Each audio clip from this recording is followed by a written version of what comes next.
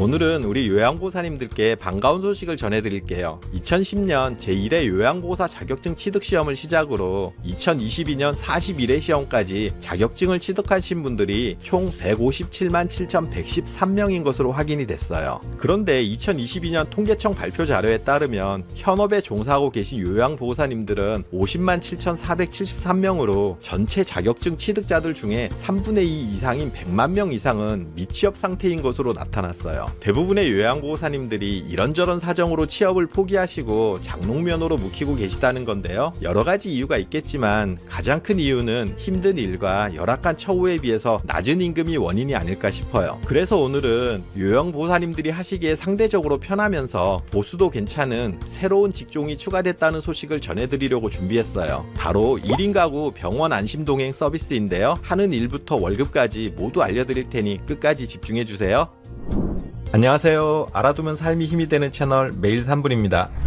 1인 가구 병원 안심 동행 서비스. 첫 번째, 어떤 서비스인가요? 대부분 고령이 되시면 이런저런 이유로 병원을 찾게 되는 경우가 많아지는데요. 어르신들의 경우 병원에 가고 접수하고 진료를 받고 또 수납을 하고 약을 처방받아 타오기까지의 과정이 보통 힘든 일이 아니에요. 가까운 동네 병원도 그럴 텐데 만약 종합병원이라도 방문하실라 치면 더욱 어려우실 텐데요. 이런 어르신들과 1인 가구 등의 어려움을 해결하기 위해서 2021년 11월부터 서울시에서 먼저 1인 가구 병원 안심 동행 서비스가 시작이 됐는데요. 채 1년이 되기 전인 2022년 10월 기준으로 누적 이용자 수가 7,855명으로 늘어났고요. 8월 이후부터는 매월 1,000명 이상이 이용하고 있으며 만족도도 상당히 높다고 해요. 저만 해도 부모님이 인천에 떨어져 계시다 보니 병원에 가실 일이 있으면 시간을 내서 모시고 다녀와야 하다 보니 짧게는 반나절, 길게는 하루가 다 가버리는 경우가 있었는데요. 이런 서비스가 시행이 된다면 상당히 도움이 되겠다 싶어요. 이렇게 서비스의 효과가 확인되면서 서울시에서만 시행되던 이 서비스가 이번에 경기도에서도 시범사업을 실시하게 되었어요. 이번 시범사업은 경기도 전체에서 시행하는 건 아니고요. 시범사업에 참여한 도시는 안산, 광명, 군포, 포천이 3월부터 시범 운영에 들어가고요. 하반기부터 성남도 실시가 될 예정이에요. 이 시범사업 결과에 따라서 경기도 전체는 물론이고 전국의 각 시도로 서비스가 확대되지 않을까 싶어요.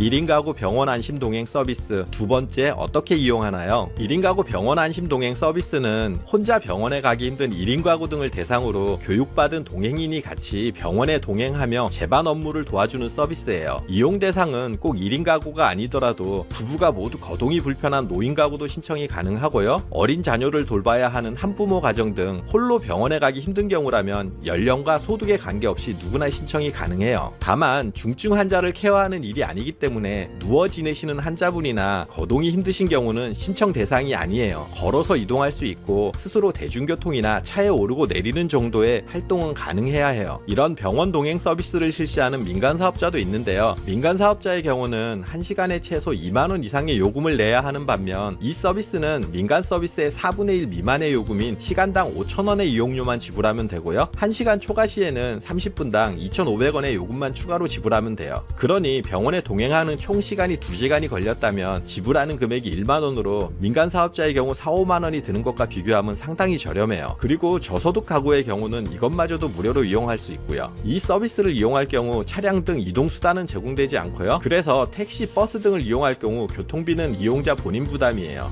이용 시간은 평일 오전 9시부터 오후 6시까지며 병원 예약 시간에 따라 오전 9시 이전도 방문해서 동행을 해드려요. 이 서비스를 이용할 경우는 전화나 온라인으로 해당 기간에 신청하면 되는데요. 본인뿐만 아니라 가족이 대신 신청을 해도 괜찮아요. 1인 가구 병원 안심 동행 서비스. 세 번째, 동행인이 하는 일과 월급은. 환자와 동행하는 업무를 요양보호사님들 소정의 교육 이수 가능한데요. 서울시에서 먼저 시행하고 있으니 비슷하게 진행이 되지 않을까 싶어요. 선발이 될 경우 2일 정도 매니저 교육을 받아야 하는데요. 교육은 병원 동행 업무, 서류 작성 등의 이론 교육과 현장 실습까지 이수하면 실질적인 업무가 가능해요. 이 직종이 일반 요양 업무보다 좋은 점은 기존의 요양보호 업무에 불만이었던 업무들을 대부분 안 해도 된다는 점 점이에요. 방문 요양의 경우 기저귀 가는 일부터 목욕, 청소, 요리, 빨래, 설거지 등의 일들은 물론 수급자 가족으로부터의 부당한 대우 등도 요양보호사님들을 힘들게 해온 부분인데요. 이런 일들은 모두 빠지고 오로지 병원을 동행하면서 생기는 부수적인 업무들만 하면 된다는 거예요. 이용자가 신청을 하면 정해진 시간에 해당 가정에 방문해서 병원 오갈 때 같이 동행하며 병원 내에서 접수 수납하는 업무부터 진료 시 약국 방문 시 같이 동행하는 업무를 진행하는 거예요. 일단 이번 시범 사업의 군포시 인력 운영 계획을 보면 자격 조건은 요양보호사, 건강가정사, 사회복지사, 간호조무사 등 요양과 관련된 자격증 소지자가 선발 대상이고요. 1일 8시간 근무 기준으로 월급이 275만 원이 책정되어 있어요. 4대 보험 등을 제하더라도 대략 245만 원 정도를 받을 수 있으니 일반적인 요양보호사의 월급보다 더 많아요. 방문 요양처럼 짧게 일하는 개념이 아니라 하루 종일 일할 수 있는 직업의 개념이니 우리 요양보호사님들에게는 좋은 일자리가 되지 않을까 싶어요. 할 수만 있다면 그 어떤 업무보다도 나은 상황인 것으로 보이는데요. 시범 사업이 끝나게 되면 국가에서 직접 관리하는 방식은 아니고 서울시의 경우를 살펴보니 기존 제가 시스템처럼 별도 사업자를 선정해서 진행을 하는 방식이 될 것 같아요. 급여나 일하는 방식이나 이런 부분이 조정이 될 여지는 있을 듯해요. 지금까지 3월부터 경기도에서 시범적으로 확대 시행되는 1인 가구 병원 안심 동행 서비스에 대해서 소개해드렸는데요. 서울시에 이어서 경기도에서 시행되는 만큼 내년에는 경기도 전체는 물론 각 지방도시들까지 시행을 하게 되리라 생각이 되는데요. 서울시와 경기도에서 이런 정책을 시행한다는 것은 이 제도의 필요성을 느꼈다는 것이겠죠. 실제 이런 서비스는 대중교통이 잘 되어 있는 대도시권보다 교통환경이 열악해서 병원에 다니기가 힘든 지방에 더 필요한 서비스가 아닌가 생각이 돼요. 이용자들의 서비스 만족도가 상당히 높은 만큼 1, 2년 후에는 전국적으로 서비스가 확대 실시되지 않을까 기대가 되는데요. 현재 서울과 경기권 시범 시행 지역에 계신 우리